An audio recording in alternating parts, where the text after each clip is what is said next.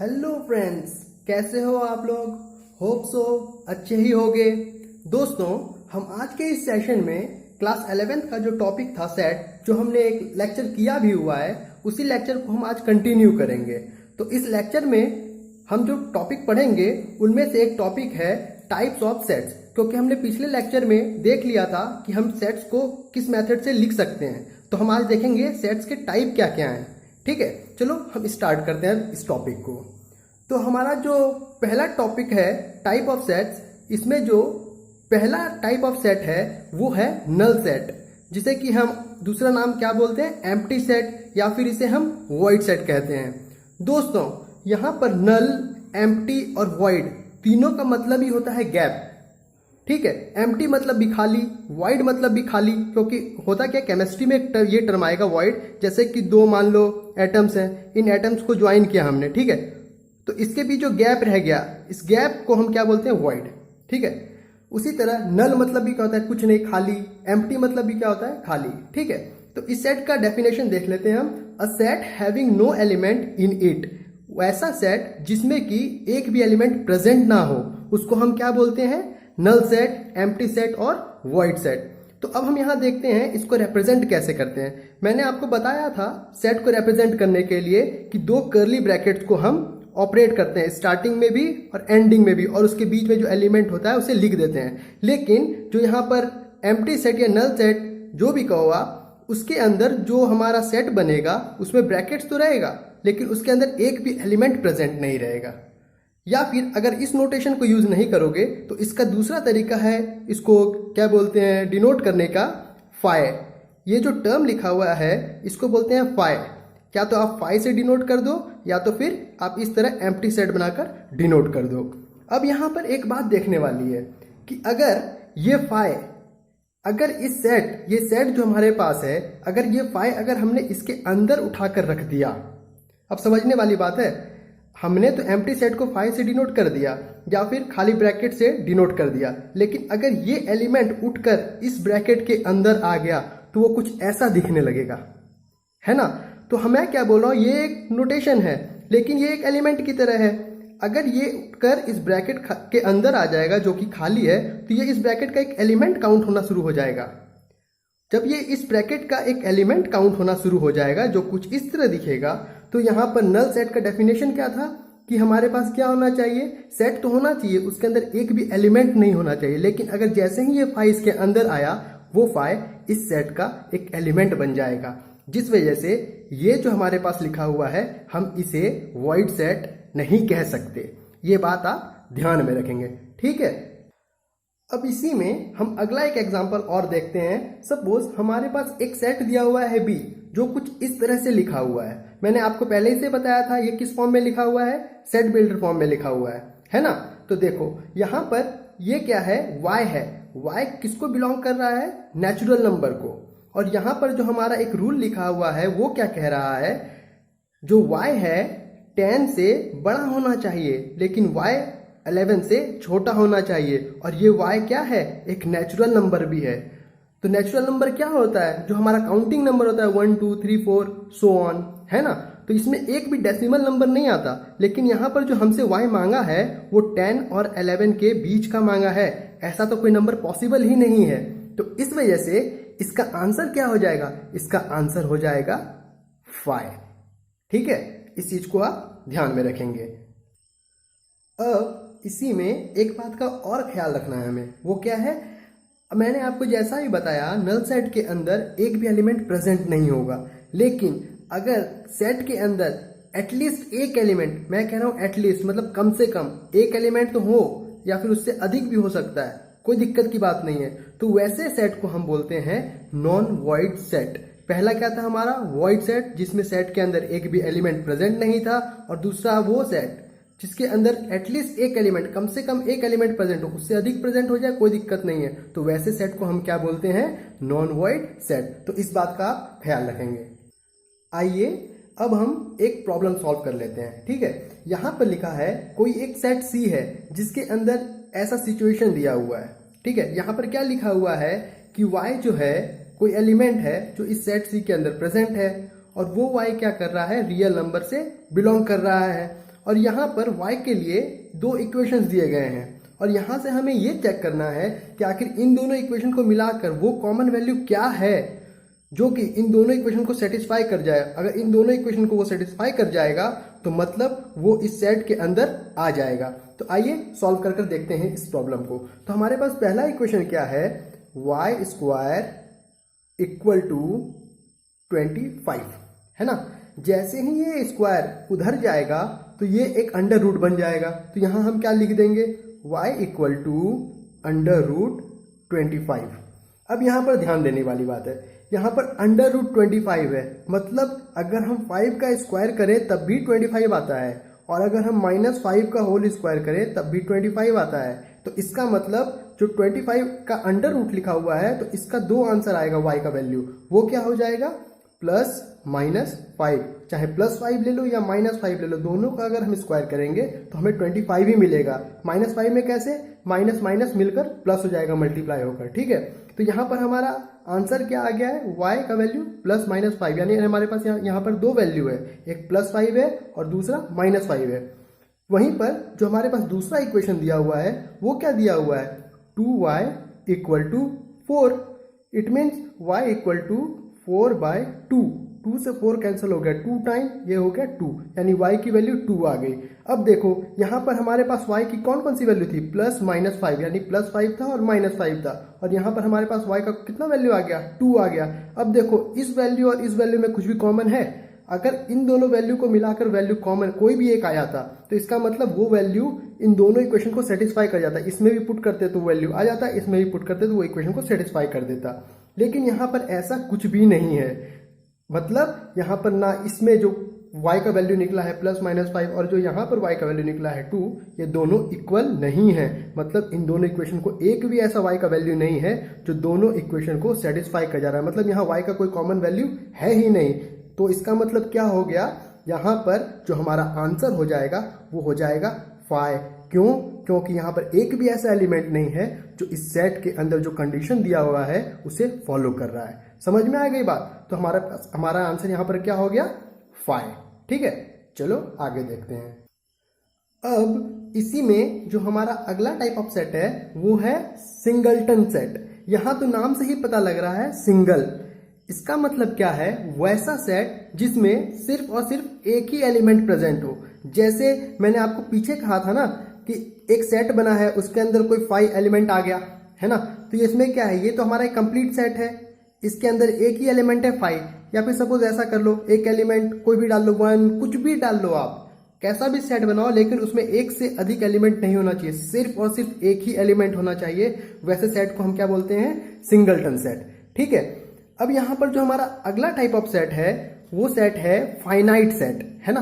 Finite कहने का मतलब क्या है, ऐसा वैल्यू जिसको हम काउंट कर सकते हैं इजिली, है ना, हमारे पास लिमिटेड वैल्यू हो, उसको हम क्या कहते हैं, फाइनाइट। कोई भी लिमिटेड चीज अगर हमारे पास है तो उसे हम क्या कहते हैं, हमारे पास फाइनाइट चीज है जिसको हम इजिली काउंट कर सकते हैं ना। तो वैसा सेट जिसके अंदर जितने भी एलिमेंट्स प्रेजेंट हैं, वापस से कह रहा हूं, वो सेट जिसके अंदर जो एलिमेंट्स प्रेजेंट हैं वो एक लिमिटेड क्वांटिटी में होने चाहिए जिसे कि हम इजिली काउंट कर सकें, है ना। जैसे यहाँ पर हमारे पास तो टोटल अल्फाबेट्स 26 है, लेकिन यहाँ पर 3 ही अल्फाबेट दिया हुआ है, A, B और C। तो ये हमारे पास टोटल 26 में से 3 अल्फाबेट दिया, मतलब हमारे पास लिमिटेड वैल्यू दी हुई है A, B, C, finite value. इसका एक सबसे सिंपल एग्जांपल मैं आपको बता देता हूँ। हमारे पास टोटल अल्फाबेट 26 हैं, लेकिन वॉवेल्स कितने हैं हमारे पास, A, E, I, O, U। और अगर हम इसको एक सेट में बना दें तो ये बन जाएगा एक फाइनाइट सेट का अच्छा एग्जाम्पल, है ना। तो हमारे पास लिमिटेड वॉवेल्स हैं 26 अल्फाबेट्स के अंदर, A, E, I, O, U।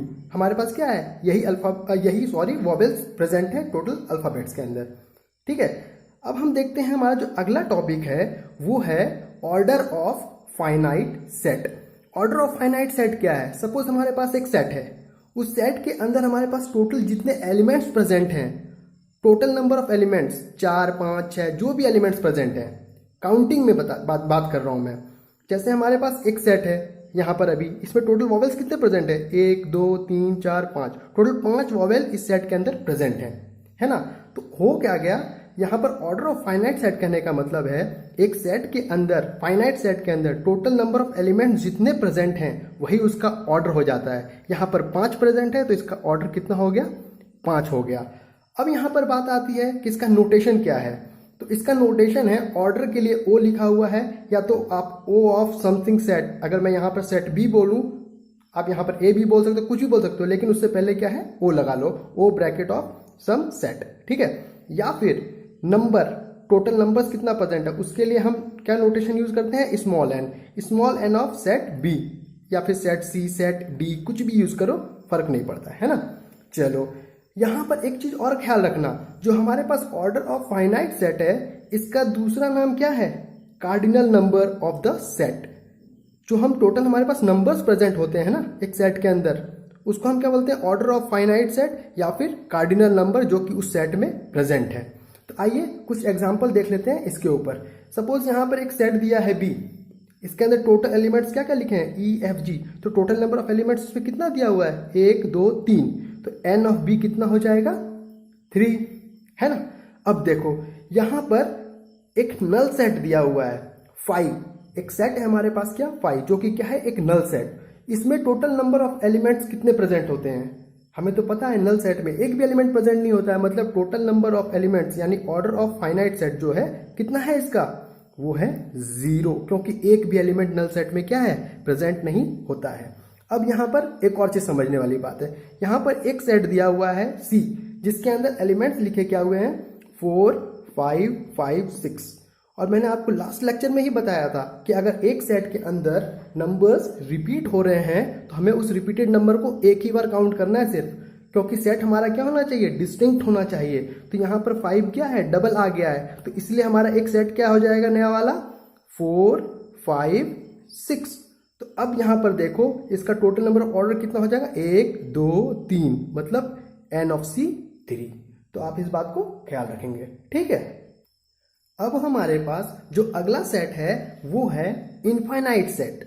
Infinite से ही पता लग जा रहा है, जो कि क्या है, चलता ही जाए, उसका अंत ना मिले हमें, बस चलता ही जाए।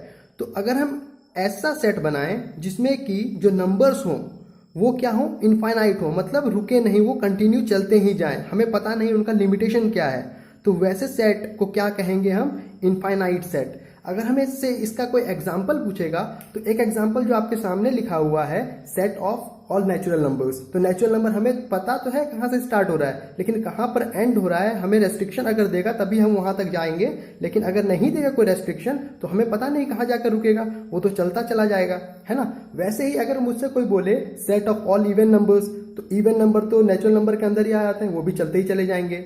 Set of prime numbers, all prime numbers, वो भी चलते ही चले जाएंगे। ऐसे ही जो सेट आगे चलता चला जाएगा जिसका कि कोई भी लिमिटेशन नहीं है, वैसे सेट को हम क्या बोलेंगे, इनफाइनाइट सेट, ठीक है, ख्याल रखेंगे। और हमारे पास जो अब अगला सेट है वो देखने वाला है इक्वल सेट। इक्वल सेट क्या होता है, जैसे ही इक्वल वर्ड आया यहां से कंपैरिजन आ जाता है, क्योंकि इक्वल वर्ड हमेशा कंपेयर करने के लिए ही यूज किया जाता है ना। तो जैसे ही इक्वल सेट का बात आया, यहां पर हमें क्या चाहिए, 2 सेट। यहां पर जब 2 सेट आएगा तो मान लो सपोज हमारे पास एक सेट सी है और एक सेट क्या है हमारे पास, डी है।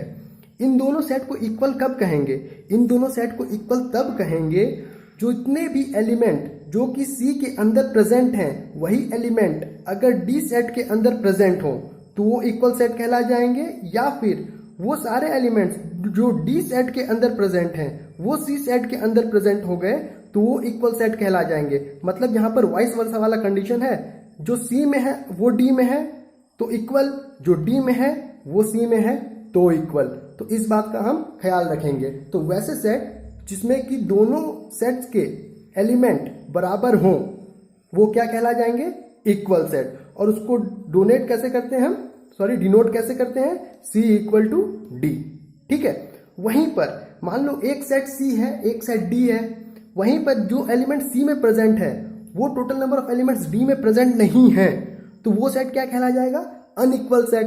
तो अनइक्वल को नोटेशन देने का सिंबल क्या है हमारे पास, यहां पर इक्वल था, यहां पर इक्वल तो रहेगा लेकिन इक्वल को हमें बस क्या कर देना है, इक्वल को क्रॉस कर देना है। तो इससे क्या हो गया, इक्वल तो था लेकिन अब ये इक्वल रहा नहीं, मतलब सी डी के इक्वल नहीं है। तो इस बात को आप ख्याल रखेंगे। आइए कुछ एग्जाम्पल देख लेते हैं इसके ऊपर, ठीक है।